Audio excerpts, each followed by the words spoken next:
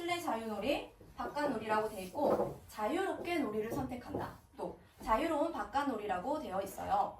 놀이가 지정되어 있지 않죠. 그래서 여기 킨더의 아이들은 놀이를 무려 스스로 선택합니다. 근데 제가 이렇게 말씀드리면 아직은 이게 뭐 그렇게 대단한 거야 라고 생각을 하실 수도 있는데 제가 실험을 하나 소개해 드리겠습니다. 아이들에게 너가 제일 하고 싶은 영역에 가서 재밌게 놀아, 자유롭게 놀아 라고 먼저 제시를 합니다. 그러자 이 아이들은 쌓기놀이, 블럭놀이에 가서 놀이를 시작해요. 아마 아이들이 가장 좋아하는 놀이였던 것 같아요.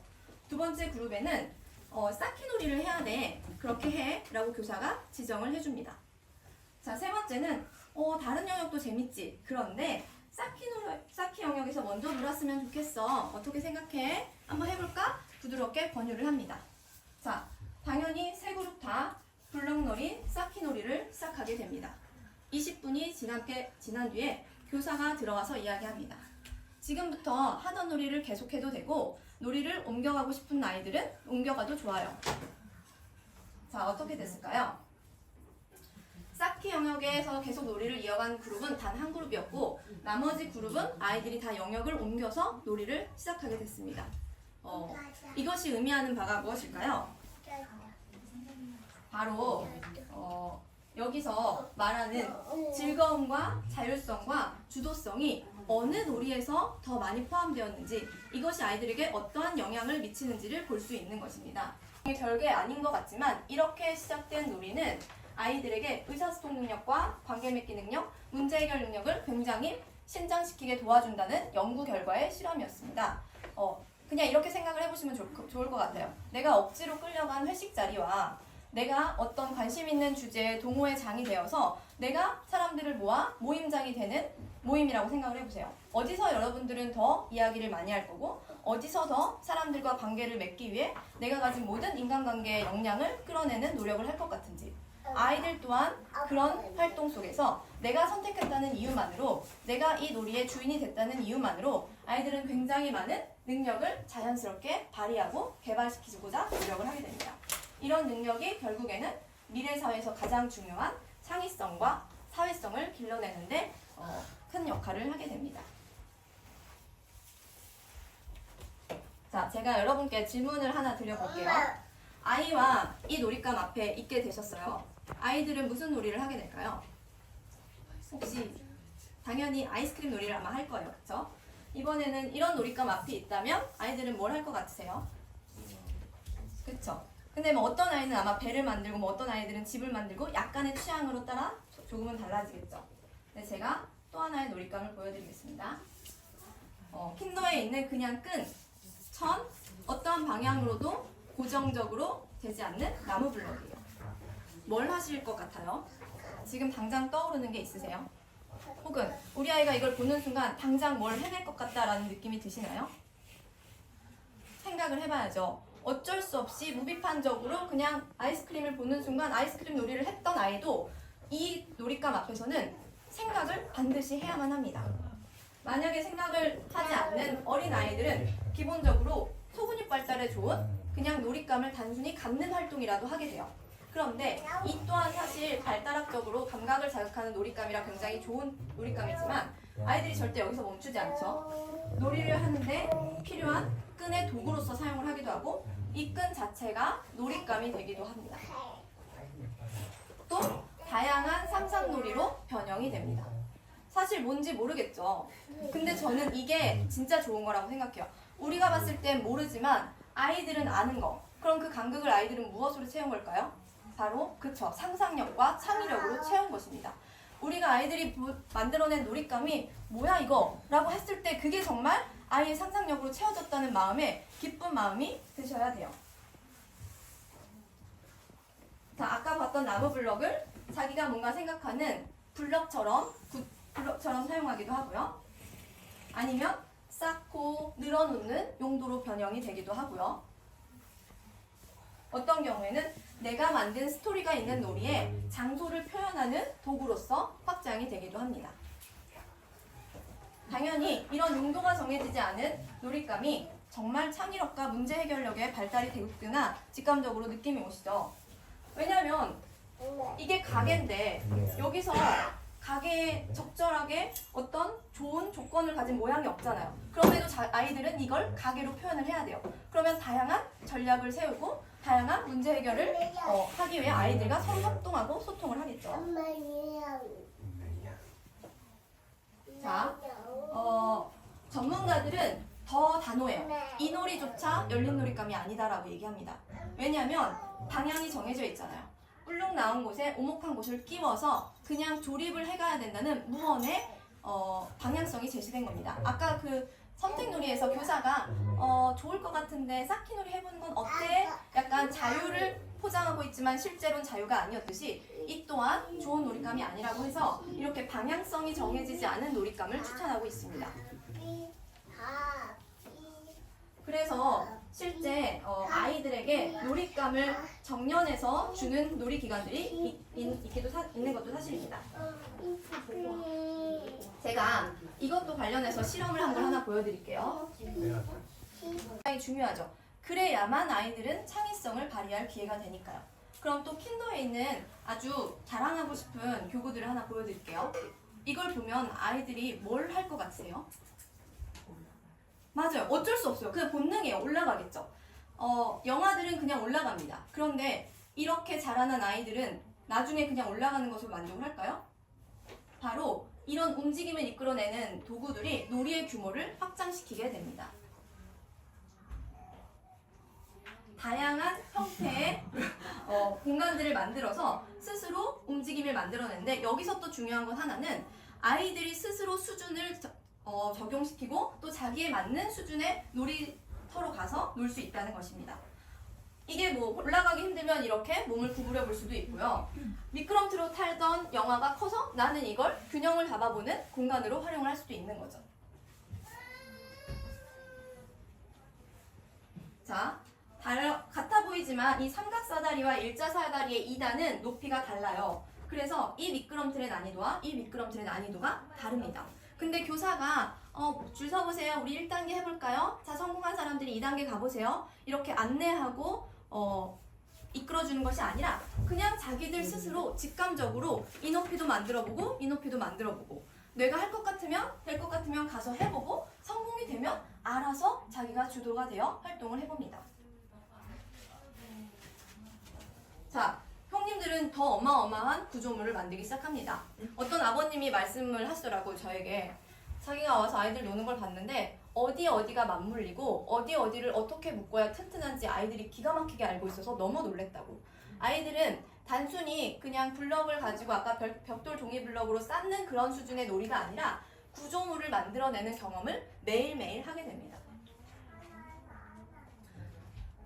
자, 그럼 제가 이제 말씀을 드릴게요. 아까 이런 부분이 영감이 돼서 아이들을 교육하는데 굉장히 도움이 됐으면 좋겠다고 말씀을 드렸잖아요. 그러니까 아마 이런 부분에 대해서 그래, 당장 지금부터라도 내가 열린 놀잇감으로 우리 아이들을 키우겠어 라고 다짐을 하셨다면 굉장히 좋은 건데요.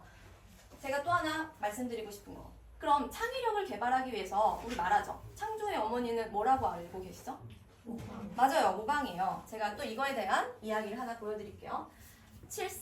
작년에 7세로 올해 졸업을 한 저희 아들의 친구입니다. 이런 걸 만든 거예요. 달팽이 끈, 나무 블럭, 천으로 뭐가 보이세요? 뭐가 다 보이세요? 모닥불이죠. 누가 봐도 모닥불이잖아요. 얼마나 대단해요. 누가 봐도 모닥불로 보이는 그 구체화를 시켰어요. 이걸 아이들이 어떻게 봤을까요? 너무 대단해 보였겠죠. 동생이 와서 물어봤겠죠. 그러면 이걸 설명하는 이 형님은 굉장히 뿌듯하고 자긍심을 느꼈고 아이는 모방을 통해 아, 이런 놀잇감으로 이런 게 되는구나 알게 모르게 습득을 하게 되겠죠. 근데 여기서 끝나지 않아요. 미묘하게 보면 끈 색깔 바뀐 거 보이세요? 이 놀이가 다른 사람들이 봐도 아이들이 봐도 대단했으니까 이 아이가 자기가 텐트를 짓고 캠핑 놀이를 하는데 이 모닥불을 끌어와 흉내내를 내기 시작해요. 자, 그리고 또 보여드릴게요. 또 끈 색깔이 바뀌었어요. 다른 날이에요. 이건 저희 아들이 얘기를 하더라고요. 엄마, 아빠가 캠핑에서 모닥불 피울 때 토치로 불 붙이잖아. 그래서 내가 토치도 옆에 만들어놨어. 이렇게 아이들은 하나의 놀잇감을 통해서 모방을 통해서 스스로 또 창조하는 힘까지 길러내게 됩니다. 그러니까 물론 열린 놀잇감이 좋긴 하지만 열린 놀잇감만 가지고 우리 아이에게 자 놀아봐, 창의성을 개발해봐 라고 하는 건 사실 맨땅에 새로운 걸 네가 만들어봐 라고 좀 무리한 요구를 시키는 걸 수도 있어요. 그런데 킨더의 아이들은 절대 강요받거나 뭔가 요구받지 않는 상황에서 자연스럽게 모방을 통해서 스스로 기쁜 마음으로 즐겁게 자기만의 창의성을 발휘할 기회들을 얻게 되는 것입니다. 자, 그래서 지금 말씀드렸듯이 아까 말했죠. 형님과 동생들이 소통을 한다고. 킨더만의 장점이 또 하나 있어요. 연령별로 반이 구성된 게 아니라 혼합반으로 이루어져 있습니다. 형님들이 만들어 놓은 구조물에서 동생들은 이렇게 자기 수준에 맞게 놀이를 하게 돼요. 또 형님들이 끌어주는 이런 미끄럼틀을 타기도 하고 이 아이는 외동인데도 돌봐줄 동생이 없지만 킨더에 오면 돌봐줄 동생이 생기게 되고 또 반대로 저희 아이 첫째는 형이 없었지만 킨더에 왔을 때는 자기를 이끌어줄 형님을 만났던 것입니다. 자, 아이들은 자연스럽게 다양한 경험과 다양한 역할을 경험하게 됩니다. 둘인 엄마들은 이렇게 말씀하세요. 아, 우리 아이가 그래도 남의 동생은 예쁘게 잘 놀아주더라고요. 다행이에요. 이런 마음을 느끼기도 하고요. 외동인 어머님들은 너무 만족하시죠. 우리 아이에게 형이 있어서 좋아요. 우리 아이가 외동이라 좀 이기적으로 클까봐 걱정이었는데 동생을 돌봐주는 법을 배우게 돼서 너무 좋아요. 전통사회에 뭔가 골목의 문화가 사라지고 있는 이 핵가족 시대에 외동이 이제 기본이 되는 시대에 정말 중요하고 소중한 공간과 가치라고 저는 생각을 합니다. 자, 이제 자유놀이, 그냥 딱 1시간 이상 동안 펼쳐지는 자유놀이에 대해서만 정리를 해드릴게요. 스스로 선택을 했죠. 엄청난 차이를 만들어냈습니다. 열린 놀잇감이 구성되어서 아이들은 어쩔 수 없이 창의력을 발달시켜야만 하죠. 또 심지어 대교구가 있기 때문에 굉장히 규모가 큰 확장된 놀이도 할 수 있게 됩니다. 그리고 다양한 연령을 통해 모방과 보살핌을 통해 많은 사회적 역할들을 배워갑니다. 근데 이런 놀이를 어떤 기간보다 충분하게 배정을 해놨습니다. 왜냐하면 발도르프는 놀이가 중요하다는 것을 굉장히 철학적으로 주장하고 있기 때문입니다.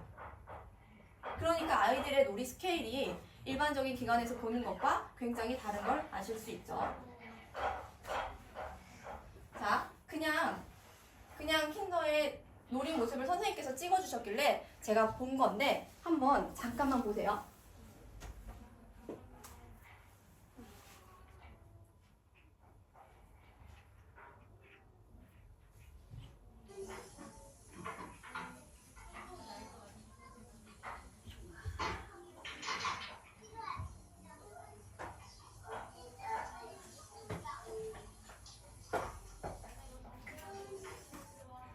저는 교사이기 때문에 지금 이 놀이가 얼마나 아름다운 장면인지 알아요. 자, 새롭게 아이들이 만들어냈느냐? 맞죠? 아이들이 스스로 놀이에 참여하고 있느냐? 맞죠? 아이들 스스로의 흥미와 개인적 특성에 맞게 자기의 요구대로 놀고 있느냐? 소통과 교류가 일어나고 있느냐? 내가 주인이 돼서 내 놀이에 참여하고 있느냐? 아이들의 움직임은 충분히 발달되고 있느냐? 놀이에 몰입하고 있느냐?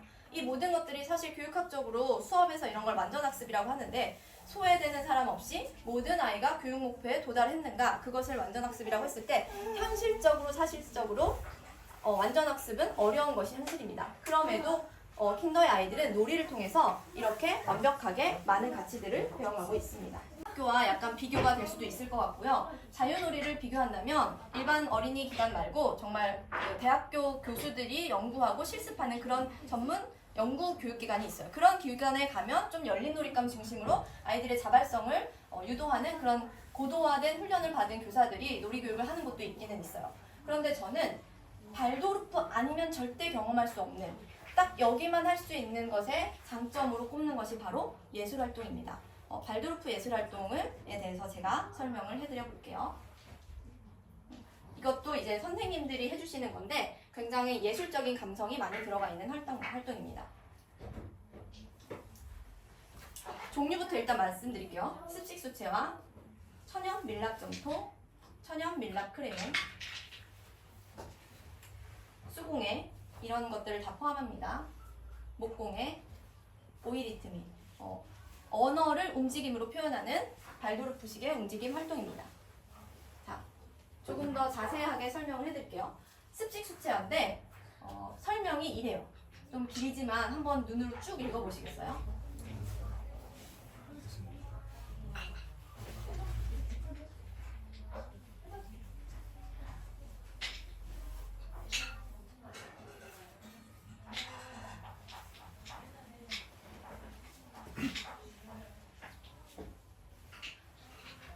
사실 별거 아닌 것 같은 활동인데 이렇게 깊은 철학이 있나? 라고 생각할 수도 있는데 하다 보면 저는 이 말이 진짜라는 것을 느끼게 됩니다. 발도르프 교육의 좋은 점이 어쨌든 무려 외국에서 넘어온 교육 철학이잖아요. 교육 철학이 수출되는 게 그렇게 흔하지 않아요. 그리고 이게 한 100년이 된 교육 철학이기 때문에 그동안 굉장히 많이 정교화되고 많은 사람들에게 검증을 받은 교육 철학이기 때문에 정교한 걸 볼 수 있죠. 자, 저희 아이가 습식 수채화를 한 거를 제가 한번 1년차랑 2년차로 나누어 봤어요. 습식 수채화는 젖은 종이에다가 물감을 3원색만 써요. 3원색을 퍼뜨리면서 그 번져나감을 활용하는 작품입니다. 형태를 세로로 하더라도 약간 조금씩 더 그 번져나감을 이해하고 그 다음에 색의 진하기와 물의 농도를 조절하는 게 보이시죠? 여기서 아이들은 성과 형태 대신에 그냥 흐름과 만남을 경험하게 됩니다.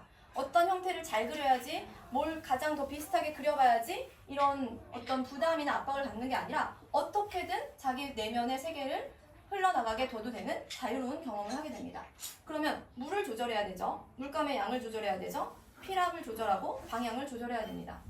어떻게 조절하던 비난을 받진 않지만 스스로 하고 싶은 바가 생겼을 때는 조절을 해야 돼요.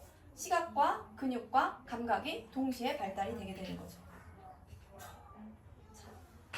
보여드릴게요. 위, 아래 중에 어떤 게 봄에 그린 작품일 것 같으세요? 위, 당연히 여름에 그린 작품입니다. 아이들은 자기도 모르게 그날의 내면과 기분을 자유롭게 표현을 합니다. 그래서 이렇게 활동을 하고 자, 이번에 목공 활동 보여드릴게요. 이거 혹시 기간 보내보신 분들 아실 수도 있는데 저희 아이가 어린이집에서 만들어 온 작품이에요. 3살 때. 남편이 이걸 보고 너무 놀라는 거야. 이걸 진우가 만들었어? 라고, 와 대단하다라고 해서 하고 이제 나중에 끌고 와서 말했지. 끼껏해야 눈 붙였을 거야. 너무 호들갑 떨지 마 라고 이제 얘기를 했죠. 사실 아시는 분은 아시겠지만 다 재단되고 끼워야 될 방향이 주어지고 하지만 그래도 나무를 만들어봐. 너가 이렇게 멋진 작품을 만들었어. 이렇게 얘기하는 게 목공의 활동이죠. 자, 킨더에서 목공 활동으로 완성된 작품을 보여드릴게요. 이거는 걸어놓으면 나무가 흔들리면서 소리가 나는 목풍경을 만든 것이에요. 자, 그러면 이 활동을 아이들은 킨더에서 어떻게 하고 있는지 보여드릴게요. 준비하세요. 생나무를 가지고 와서 톱질을 하는 것부터 시작을 하고 칼을 가지고 나무 껍질을 까고 사포로 가시와 거친 면을 정리하고 구멍을 뚫어서 실제 끈을 묶어 작품을 만드는 것까지 해냅니다. 위험할 수 있죠. 하지만 저는 이게 목공의 사실 가치라고 생각합니다. 나무를 진짜 다루고 자연에서 얻은 생나무가 나의 손질과 나의 노력으로 인해 필요한 과정으로 변해가는 전 과정을 경험하는 거. 아이들에게 아까 눈알 붙인 그게 꼭 필요한 거 아니잖아요. 아이들에게 목공을 시키고 싶은 어른들의 마음은 아이들이 이런 활동에서 가치를 배웠으면 하는 마음이잖아요. 근데 이것만 보더라도 뭘 아셔야 되냐면 발도르프는 보기 좋은 활동이 아니라 진짜 교육의 가치를 실현시키기 위해서 활동들을 하고 있구나를 느끼시면 좋겠습니다. 다칠 수 있죠. 위험할 수 있죠. 근데 저는 그게 배움의 순간이라고 생각합니다. 조심하지 않으면 다친다. 그리고 저희 아들이 이걸 하고 나더니 말을 하더라고요. 엄마, 사포질이 진짜 팔 아프고 힘들어. 근데 그거 귀찮다고 안 하잖아? 나중에 가시 박혀. 그거 잘 안 하는 애들은 친구들 거보다 덜 매끄러워. 그러니까 힘들어도 제대로 해야 돼. 이런 놀라운 가치들은 아이들은 배워나가게 되는 겁니다. 자, 그냥 누가 잘하고 못 그리고 없이 아름다운 작품을 만들어냅니다. 줄 맞춰서 우리 옛날에 바느질 수행평가 하듯이 누가 더 바느질 일제로 된다가 아니라 그냥 바느질로 어떤 형태를 그려도 되고 구체물을 해도 되고 자기 마음대로 수공예를 하게 됩니다. 외적 보상보다 가리기보다는 내적 만족, 우열을 가리기보다는 그냥 개성이 드러나고요. 결과물의 중심이 되는 게 아니라 과정을 중시합니다. 이런 부분들이 교육학적으로 나와 있어요. 이런 부분들을 중시하면 아이들은 자연스럽게 그 활동에서 창의성을 개발하게 되고 즐거움을 느끼게 된다고. 생각해보세요. 우리가 수행평가 때 이거 바느질 점수 받는 거야. 바느질 해와 하면 우리 뭐 해요? 똑바로 하려고 그것만 애를 쓰지 다른 건 생각하지 못해요. 근데 아이들에게 수공예를 자유롭게 하자. 너무 좋아요. 그 이 중에 하나는 또 뭐냐? 수공예를 하면서 친구들이랑 두런두런 얘기하는 게 너무 좋대요. 선생님께서 말씀하시더라고요. 이 시간에 아이들이 수공예 하는 건 한 30, 70은 떠드는 거다. 근데 저는 그것도 너무 좋은 경험이라고 생각을 해요. 뇌 자극과 언어 발달을 동시에 이루면서 수작업의 재미를 느껴가는 거죠. 진짜 창의력과 즐거움을 느꼈을까요? 전 이걸 보면서 확신을 했어요. 친구네 집에 놀러 갔는데 남자 셋이 모여서 이런 뜨개질을 하고 있어요. 시키지도 않았는데. 이게 얼마나 재밌었으면 그냥 킨더가 아닌 곳에서도 남자 셋이 모여서 이렇게 뜨개질에 열중을 할까요? 자, 아이들에게 이 창의력과 즐거움을 알게 해주면, 이 맛을 알게 해주면 이걸 삶으로 끌고 오는 건 아이들이 알아서 해냅니다. 제가 또 증거를 보여드릴게요. 탁구를 좋아하는 저희 엄마 생신에 아들이 술을 놓아 탁구채를 선물해드린 거예요. 이걸 보면 저희 둘째는 뭘 할까요? 엄마 나도 할래. 모방을 통해 배우는 시기죠. 그래서 토끼를 그려달라고 해서 제가 밑작업을 해주고 귀는 무려 4살에 이 바느질을 해내게 되었습니다. 아이들은 재미가 있으면 시키지 않아도 막아도 합니다. 이렇게 뇌 발달에 좋은 섬세한 수작업을, 수공예를 아이들은 계속 해냅니다. 지금 대치동에서 말이 많잖아요. 7세 고시. 7세가 두려움의 상징이라면 킨더에서 7세는 모두가 기다리는 선망의 시기예요. 제발 빨리 7세가 되어서 나도 더 형님들이 했던 수공예를 하는 그날이 오기를 아이들은 손꼽아 기다립니다. 자, 오이리트미. 그냥 노래에 맞춰서 제일 비슷한 율동을 하는 게 아니라 언어에 맞춰서 그 언어를 가장 잘 표현할 수 있는 동작 하나하나를 발도르프 철학이 연구해서 아이들에게 시킵니다. 언어적 자극을 받으며 작업을 해갑니다. 밀랍도 일반적인 플레이 도어와는 달라요. 이 밀랍을 한 번도 보신 적이 없는 분이 많을 거예요. 저도 못 봤었거든요. 이 밀랍은 만지면 되게 딱딱해요. 근데 이거를 손에 꼭 쥐고 꽤 오랫동안 손의 열과 압력으로 녹여내면 어느새 말랑말랑해집니다. 근데 선생님이 이거를 너희들이 하고 싶을 때 기다려봐 하기도 하지만 이것을 손에 쥐고 그 순간에도 선생님들은 또 이야기를 들려주기도 합니다. 철학적 의미도 또 있대요. 그 어떤 단단한 것도 시간과 나의 내면의 온도를 가하면 물렁물렁해지고 유연하게 변할 수 있는 그런 가치를 배워나가는 시간이라고도 해요. 자, 예술활동에 그냥 발달적 관점만 있는 게 아니라 거기서 배워야 될 철학적 가치가 다 녹아 있습니다. 또 감각을 언어, 근육, 힘 다 사용하면서 조화로운 발달이 이루어지게 됩니다. 그리고 우리는 도구를 고를 때 어떻게 하셨어요? 손에 묻지 않는 크레파스, 잘 지워지는 색연필 이런 거였다면 여기는 불편하더라도 수채화, 물을 다루게 하고 아이들이 직접 정리까지 하게 합니다. 그게 불편하지만 그게 아이의 발달에 좋기 때문에 어른 중심이 아니라 아이 중심의 도구를 사용하게 되고 모든 재료는 천연 재료를 사용하게 합니다. 사실 다이소에서 파는 그 삼원색 물감의 수십 배에 달하는 천연 돌가루가 섞인 물감이에요. 이걸 누가 알아줘서 쓰는 게 아니라 그냥 아이들은 이 시기에 천연의 색을 느껴야 돼서 자연의 소재가 중요하다고 믿는 그 믿음이 있기 때문입니다. 자, 뇌과학적으로도 발달됐어요.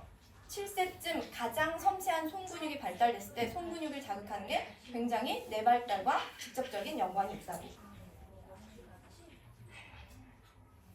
이번에는 일단 매일 나가요. 비가 와도 눈이 와도 추워도 더워도 거의 많이 나가는 것 같아요. 빼놓지 않고 나가게 됩니다. 자, 그리고 이거는 저희 킨더에 2살부터 다닌 18개월 무렵부터 다닌 막내인데요. 어려도 나가요. 2살이어도 같이 산에 쫄래쫄래 따라갑니다.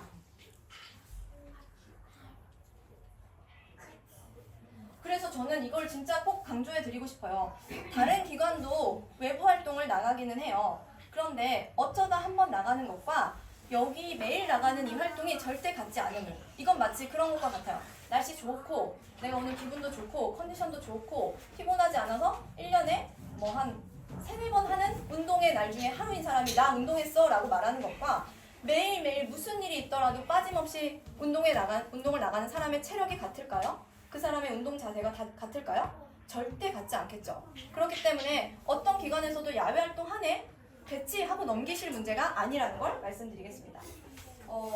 자연활동이 왜 아이들에게 좋은지는 너무 많은 연구가 있어요. 너무 많은 증거와 데이터가 있어요. 이런 것들이 다 발달이 되는데 이런 발달을 극대화시키려면 어떻게 해야 될까요? 자연활동을 많이 해야 되죠. 그러니까 결국 이 반복되는 일상의 자연활동을 통해서 아이들은 어떤 기관의 아이들보다 이러한 능력들을 많이 얻게 됩니다. 그냥 놀이터가 되겠죠. 왜 우리가 차를 한 잔 마셔도 밖에서 마시면 조금 더 기분도 좋고 정서적으로도 안정이 되는 것 같잖아요. 같은 놀이를 해도 자연에 나가서 노는 아이들은 굉장히 기분도 더 좋아지게 되고 에너지 발산에도 많은 효과를 누리게 됩니다. 그러면 아이들이 그냥 어차피 실내에서도 할 수 있는 뭐 줄넘기, 구슬치기를 하는 곳에서 끝날까요? 절대 아니죠. 어마무시한 놀이들을 만들어냅니다. 자, 일반적인 아이들이 선생님을 따라 자연에 나갔을 때 하는 사진 포즈 같은 게 있어요. 낙엽 들고 이렇게 얼굴에 가까이서 사진 찍거나 아니면 그냥 낙엽 던지는 정도의 놀이를 주로 한다면 킨더의 아이들은 새로운 것들을 만들어냅니다. 이걸 보고 미술을 전공하신 어머니께서 말씀하시더라고요. 이런 색 중에 가장 아름다운 것은 자연의 색이다. 우리가 자연스럽다라고 말하는 어원의 자연이 바로 이 자연이잖아요. 가장 비싸고 가장 고급으로 쳐주는 어떤 디자인적인 요소들은 자연스러울 때 우리가 그것의 가치를 보듯이 아이들은 알게 모르게 자연의 색과 자연의 질감을 느끼면서 그냥 다 너무 예쁘잖아요. 자연스럽게 이런 미적 감각을 키워가게 됩니다. 자, 자연을 그냥 잎사귀를 뜯어서 뭐 예쁜 거 만드는 걸로 끝나느냐? 절대 아니겠죠. 여기서 이렇게 노는 아이들이 자연에 가서 스토리 있는 이야기를 만들지 않을까요? 다양한 스토리가 있는 놀이들을 만들어냅니다. 나무를 길이별로 모아서 파는 가게였었고요. 흙으로 만든 빵가게였었고요. 아이들이 이거는 돌에다가 자연물 돌을 문질러 보니까 회색 가루가 나왔대요. 헉, 가루가 나온다. 야, 그럼 우리 초록색 가루도 만들어보자. 뭐 노란색 가루도 만들어보자. 라는 의견이 모여서 색깔별로 여기에 자연의 소재를 올리고 있는 것입니다. 또 배우겠죠. 야, 돌만큼 가루가 잘 안 되네. 야, 이건 좀 말랑말랑해. 물기가 있는 건 가루가 잘 안 나오네. 많은 배움을 얻게 됩니다.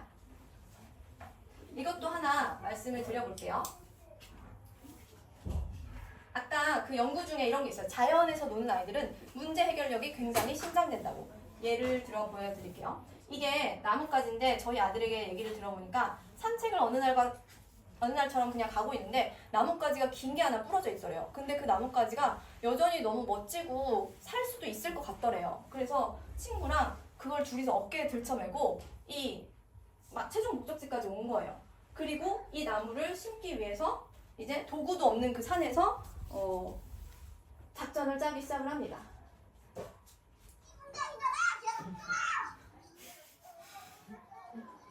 이게 삽도 없고 하지만 그래도 최대한 문제 해결력을 발휘한 거죠. 단단하고 긴 나무를 통해서 계속 파요. 그리고 나서 이거를 세워놓고 갑니다. 옷 바뀐 거 아시겠죠? 다른 날이에요. 이게 서 있었을까요? 당연히 쓰러졌겠죠.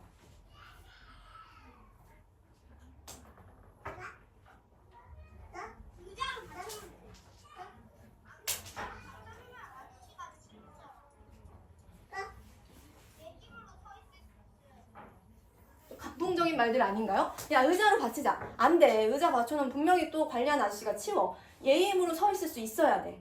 아이들은 전략을 짜기 시작합니다. 그래서 또 고민을 하죠. 치우지 않을 만한 거? 자연스러운 거를 어디서 구해와요?